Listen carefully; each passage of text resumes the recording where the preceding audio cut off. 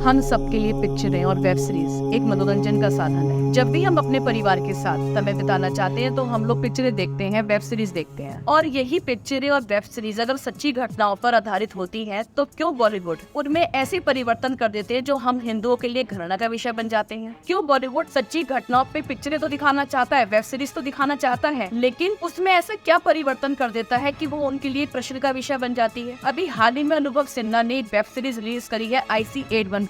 ऐसा क्या है उस वेब सीरीज में कि अनुभव सिन्हा के ऊपर प्रश्न उठते जा रहे हैं? क्या उस वेब सीरीज में उसने ऐसा किया है कि वो हमारे लिए चिंता का विषय है जो कि हर किसी को सोचना चाहिए? जब IC-814 प्लेन हाईजैक हुआ था तो उस प्लेन हाईजैक को करने वाले आतंकवादी थे जहूर, सनी, शाकिर, शाहिद, इब्राहिम। लेकिन ऐसी क्या अनुभव सिन्हा की मजबूरी रही कि उसने उस प्लेन हाईजैक को करने वाले आतंकवादियों के नाम अपनी वेब सीरीज में बदलकर शंकर और भोला रख दिए? क्यों अनुभव सिन्हा को सच्ची घटनाओं पर वेब सीरीज तो बनानी है, लेकिन धर्म परिवर्तन कर ISI को एक अच्छे उदाहरण के रूप में प्रस्तुत करा गया है? क्यों तालिबान को एक अच्छे उदाहरण के रूप में प्रस्तुत करा गया है? अपहरणकर्ता यात्रियों के साथ उस वेब सीरीज में अंताक्षरी खेलनी है। अपहरणकर्ताओं को क्यों एक सकारात्मक रूप में प्रस्तुत करा गया है? आखिर ऐसा क्यों हो रहा है? Ministry of information and broadcasting अनुभव सिन्हा से ये प्रश्न क्यों नहीं पूछता कि तुम्हें सच्ची घटनाओं पर तो आधारित पिक्चर बनानी है, वेब सीरीज बनानी है, लेकिन उसमें क्यों तालिबान को इतना अच्छा दिखाया गया है और क्यों शंकर और भोला जैसे व्यक्ति को आतंकवादी दिखाया गया है? ये वही अनुभव सिन्हा है जिसने बदायूं जैसे रेप केस पर एक फिल्म बनाई थी और उसमें जाति यादव को बदलकर ब्राह्मण कर दी। जिहाद के एजेंडे को बॉलीवुड पूरा करने में लगा हुआ है, अपने फिल्मों के माध्यम से, अपने वेब सीरीज के माध्यम से। बॉलीवुड ऐसा क्यों करता रहता है? हर समय हमें ये पिक्चरें, वेब सीरीज देखने को मिलती है। ऐसे ही लक्ष्मी अग्रवाल के ऊपर एक पिक्चर आई थी छपाक, जिसमें तेजाब फेंकने वाला व्यक्ति पिक्चर में राजेश दिखाया था, जबकि असल जिंदगी में तो वो व्यक्ति नहीं था। ऐसे ही चक दे इंडिया जो पिक्चर रंजन नेगी जी के ऊपर बनी हुई थी, लेकिन उसमें जो हीरो दिखाया था वो कबीर खान नाम दिखाया था। आखिर ऐसी बॉलीवुड की क्या मजबूरी है कि जो हर समय इस जिहाद को आगे बढ़ाता रहता है? क्या हम हिंदू उस समय का इंतजार कर रहे हैं कि फिर कोई अनुभव सिन्हा आए IC-814 वेब सीरीज लेकर और वो कहे कि हाईजैक प्लेन कांधार में नहीं, अयोध्या में उतारा गया था? तालिबानियों ने नहीं, RSS या हिंदुओं ने उस प्लेन को हाईजैक कहा था। हम हिंदू कब तक वेब सीरीज के नाम पर, पिक्चरों के नाम पर इस तरह की मनगढ़ कहानियां सुनते रहेंगे? ये हम सबके लिए एक बहुत ही बड़ा प्रश्न है जो हमारे लिए विचारणीय है।